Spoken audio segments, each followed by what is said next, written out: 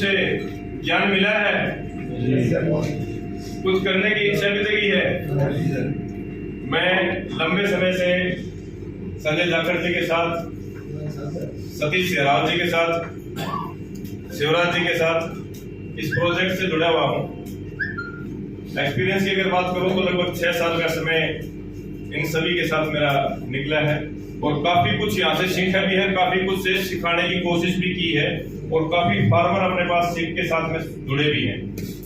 कुछ तो ऐसे फार्मर हैं जो केवीएस में चेंज हो गए हैं, कुछ ऐसे फार्मर हैं जिनके पास अभी तक जानकारी पहुंची नहीं है, क्योंकि ये जो आपका प्रोजेक्ट है, मेरा मानना है अभी बच्चा है, इस बचपन में इसने बहुत कुछ कर दिखाया है। हमें लगभग 3.5 महीने के आसपास इस प्रोजेक्ट को प्लेटफॉर्म को तैयार करते हुए हैं और इस प्लेटफॉर्म के अंदर तो आप कह रहे होंगे जो प्रोडक्ट नहीं पहुंच रहे, वो नहीं पहुंच रहे, कितने पहुंच रहे हैं, मैं बहुत बड़ी बात मानता हूँ। और ये जो प्रोडक्ट है ना, ये प्रोडक्ट को प्रोजेक्ट में बदलने का काम आपका ही है। आप ही के द्वारा वो चावल, मूंग दाल, हल्दी, मिर्ची, धनिया, सारी की सारी चीजें आप ही के द्वारा डेवलप होनी है। पहले से ही अगर बड़ी बड़ी कंपनियों के साथ टाइप हो जाएगा तो फिर वो हमारा कॉन्सेप्ट ग्राउंड लेवल का जो है वो पॉसिबल है नहीं होगा। उसमें आप सबका सबसे ज्यादा सहयोग चाहिएगा। और जहां तक बात आती है एग्रीकल्चर की या प्रोडक्ट, एग्रीकल्चर प्रोडक्ट उत्पादन की, कितना वो रिजल्ट निकालेगा, कितनी पैदावार निकालेगा, सिर्फ और सिर्फ जानकारी लेते जाओ, पैदावार की कोई कमी नहीं रहेगी। इनका जबरदस्त रिजल्ट है। आपके पास बहुत से जबरदस्त मजबूत हथियार हैं। वैदिक टीका ग्रीन की बात करें, बायोटिका की बात करें, आपके पास माइक्रोराजा की बात करें, या आपके पास बायोटिका जो आपका ट्राइकोडर्मा सुडोमोनास है, इन प्रोडक्टों को डलवा के आप सारे के सारे हथियार आपके 3 से 4 प्रोडक्ट में ही कंप्लीट हो जाने। एजेक्टोबैक्टर पीएचबी है। अभी हमारा मेन है रिजल्ट किसके अंदर, सरसों के अंदर और गेहूं के अंदर। गेहूं और सरसों की आप शुरुआत करो कि एजेक्टोबैक्टर पीएचबी से उसको बीज को कोट भी करवा दो और लगभग 1 लीटर 1 एकड़ के अंदर आप डलवा भी दो। कैसे डलवाना है? पड़ेवा में डलवाना है। रूणी बोलते हैं सिरसा साइड में, नहीं ये तो मत को आप सारा रूणी बोल रहे हैं, पड़ेवा भी बोलते हैं। अलग अलग क्षेत्र की अलग अलग भाषाएं हैं। तो हम तो पहला पानी जुताई से पहले का लगाते हैं ना, बीज जर्मिनेशन देने के लिए, तो उसके अंदर हम उस पानी के साथ में उस एजेक्टोबैक्टर पीएचबी को 2 से 3 प्रकार से डाल सकते हैं। हम उसका ड्रिप के द्वारा जो नाके से पानी लगता है उसमें भी दे सकते हैं। हम उसको राख मिट्टी खाद में मिला के नमी युक्त रख के और उसको भरे हुए खेत के अंदर भी डाल सकते हैं। हम उसको अगर इरिगेशन के द्वारा खेती हो रही है तो उसको हमें वेंचुरी के द्वारा भी डलवा सकते हैं। तो ये आपके खेत में जमीन में पहुंचना चाहिए। आपकी जमीन के अंदर नाइट्रोजन फिक्सिंग का और फास्फोरस को कंज्यूम करने का दोनों काम करेंगे। जितना भी आपकी जमीन के अंदर फास्फोरस पड़ा है वो फास्फोरस 2 प्रकार का है, जो एक तो यूज हो गया, एक डीएपी के कट्टे के अंदर से वाटर सोलुबल, और एक फास्फोरस आपका जो सिट्रिक सोलुबल है वो कंज्यूम होना बाकी पड़ा है, वो जमीन के अंदर पड़ा है। लगभग हर डीएपी के कट्टे से 11 किलो फास्फोरस आपकी जमीन में पड़ा है और साल में 2 बार डालते हैं। 2 बार इस्तेमाल आता है 2 फसलों में। वो सिट्रिक सोलुबल उस कट्टे के ऊपर लिख रखा है, सिट्रिक सोलुबल 40%, मतलब 23 किलो का 40वां हिस्सा आपकी जमीन के अंदर जाके जमा हो गया, वो कभी काम नहीं आया। आपका पीएच की जो है फास्फोरस सेलुलाइज प्रक्रिया एजेक्टोबैक्टर के साथ में, वो आपके उस फास्फोरस को सेलुलाइज करने का काम करेगा। फिर आप उसके साथ में डीओपी का इस्तेमाल करवाएं, आपकी फसल बड़ी जबरदस्त और मस्त चलेगी, कहीं दिक्कत नहीं आएगी। वैसे जाखड़ साहब ने आपको बताया भी है कि जिस क्षेत्र में बहुत ज्यादा रासायन का इस्तेमाल हो रहा है तो उसमें आप 25 से 30% आप डीएपी का इस्तेमाल गेहूं की बिजाई में करवाएं। गेहूं के अलावा आपको कहीं जरूरत नहीं पड़ेगी कि आपको डीएपी का उसके अंदर मिश्रण करना पड़ेगा, और वो भी आपको 1 से 2 फसल में इस्तेमाल करना पड़ेगा। जैसे अगली फसल तो आपकी धान की, नरमा की, मूंग की, गुआर की, जिसमें भी आपको जाना है, आप अकेले डीओपी से जो है बिजाई करवाओगे, आपकी पैदावार बढ़ेगी।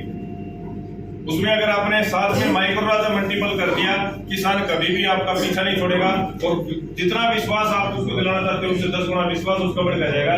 क्योंकि माइक्रोराजा एक ऐसा बैक्टीरिया है जिसको सतीश जी किसान का हनुमान कहते हैं।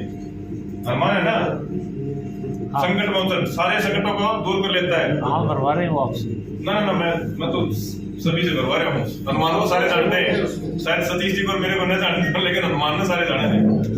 तो उसी प्रकार ये है ना, ये क्या करता है, ये 3 काम करता है। एक तो जड़ों को 12 के 12 पोषक तत्व लिक्विड फॉर्म में करके स्थानांतरित करने का काम करता है। पहला ऐसा जीवाणु है या एक ही ऐसा जीवाणु है, एक ही ऐसी ऐसी फंगस है जो आपकी जमीन के अंदर से 12 के 12 पोषक तत्वों को लिक्विड फॉर्म में करके पौधे देना काम करती है। हमने डीएपी के तौर पे फास्फोरस, यूरिया के तौर पे नाइट्रोजन, जिंक, सल्फर, पोटास को डालना शुरू कर दिया, लेकिन उसके अलावा manganese, magnesium, boron, calcium, molybdenum, iron, copper, ये बहुत सी ऐसी खुराकें हैं जो हम नहीं जानते या पौधे को दे नहीं पाते। माइक्रो राजा देगा, अगर माइक्रो राजा ने आपकी जमीन के अंदर 12 के 12 पोषक तत्व जड़ों को दे दी तो जड़ों की बढ़वार ज्यादा होगी। जड़ की जितनी ज्यादा बढ़वार होगी, जितना ज्यादा उत्थान होगा, पौधा उतना ही मजबूत बनेगा।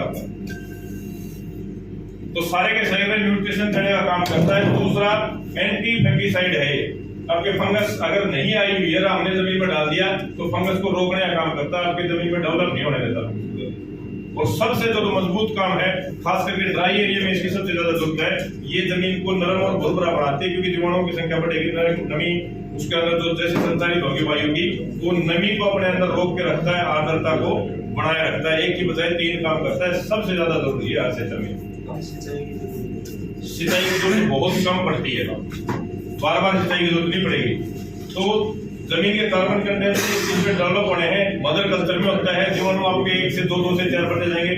जब तक आपने जमीन में बड़ी संख्या में जहर नहीं डाला, ये लंबे समय तक काम करेगा।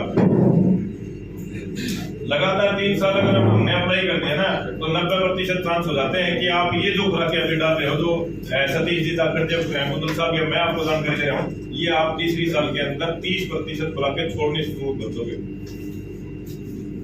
लंबा एक्सपीरियंस है, इसलिए विश्वास के साथ बता रहा हूँ। आप भी धीरे धीरे इसी विश्वास में तब आओगे जब इनका इस्तेमाल करते चले जाओगे कि इसका मैंने ऐसे इस्तेमाल करवाया, रिजल्ट कम आया, ऐसे इस्तेमाल करवाया, रिजल्ट अच्छा है। तो हम गौर करें, कल से आज तक आपने कितना नोट किया, कितना नोट नहीं किया। मैं मेनली आपको 3 बातों के ऊपर जानकारी दूंगा: जीवाणु, कार्बन और उनका इस्तेमाल।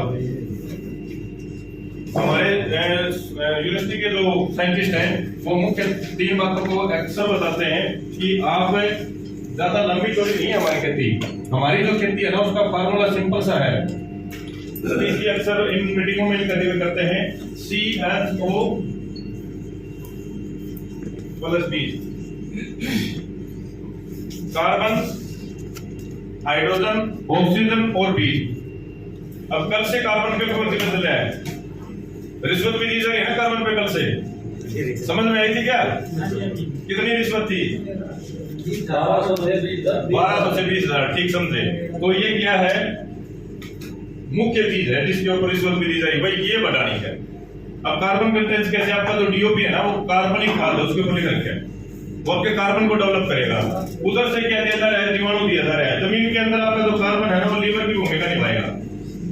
आपका अगर लीवर मजबूत है ना, तो काजू बादाम पिस्ते खाने की जरूरत नहीं है। बाजरे की रोटी और गंठा खाओगे तो भी शरीर मजबूत बनेगा। ये हमारे किसान भाइयों के बच्चों के साथ होता भी है। खेत में अच्छी मेहनत करने वाला बच्चा है, नॉर्मल खाना खा रहा है, मजबूत शरीर है। अरे पोस्टी वाला है, वो निरे काजू बादाम खा लेकिन फिर भी पुड़िया पड़े है। हमारे सुनील जी होंगे यहाँ पे, बहुत बड़े तगड़े पहलवान है, अच्छा स्वास्थ्य है उनका। अरे सामने ही है, गलती से एक बार जोरदार ताली सुनील जी के लिए।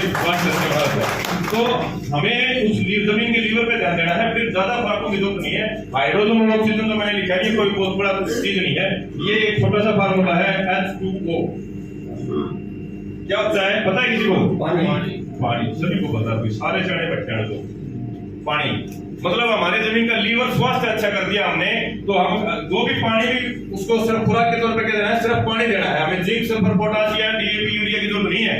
उसके बाद में जो भी बीज देंगे ना, वो पूरी पैदावार निकलेगा, आपका पूर्ण रूप से आपको अच्छा फल देगा।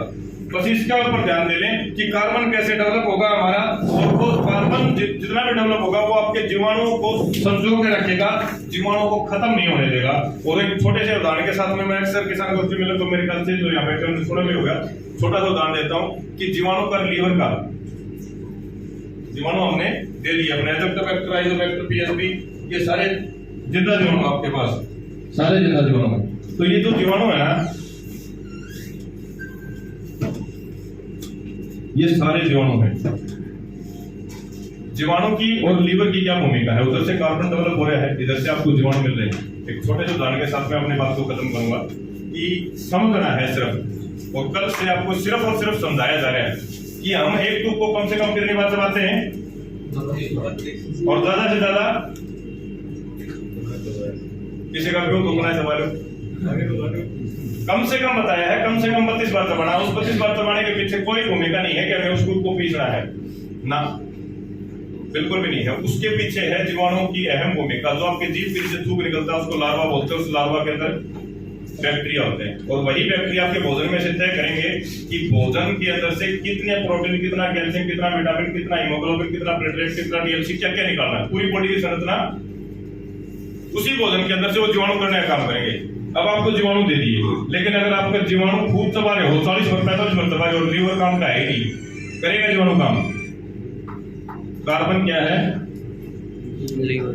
और जीवाणु आपको दिए जा रहे हैं। इन दोनों को गाइडलाइन के अनुसार आप इस्तेमाल करते रहना, गारंटी लेता हूं पैदावार आपकी बढ़ के निकलेगी।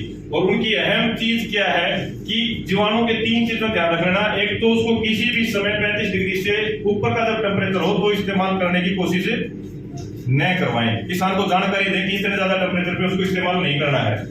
दूसरा, सूखी मिर्चा के अंदर या सूखी जमीन के अंदर उसको इस्तेमाल नहीं करवाना है, क्योंकि जब हमने डाला तो हम फुहार के तौर पर डाल रहे हैं उसको, और वो जैसे थोड़ा से धूप लगेगी वो कड़वे सूख जाएगा। सूखे किसी भी चीज के अंदर जीवाणु नहीं होता है। एक पत्ता हरा है उसके अंदर बहुत सारे जीवाणु है, लेकिन पत्ता सूख गया उसके अंदर जीवाणु नहीं है। तो सूखी किसी भी चीज में डलवाएं। तीसरा, जहर के संपर्क में न आए। जहर के संपर्क में 2 प्रकार की सावधानी रखनी है। पहली सावधानी रखनी है कि जिससे उत्पाद के जिस यंत्र के द्वारा हम इसका स्प्रे कर रहे हैं या डाल रहे हैं, जैसे टंकी है, ट्रैक्टर की टंकी है, तो वो जहरीली न हो।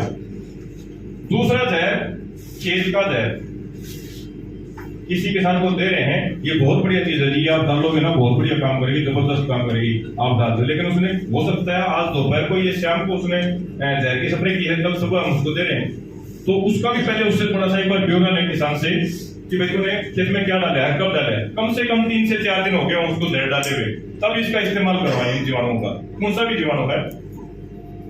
और इस्तेमाल करने के बाद उस किसान को हिदायत देगी अगले 3 से 4 दिन तक जहर नहीं डालना है, तब आपको रिजल्ट अच्छा मिलेगा।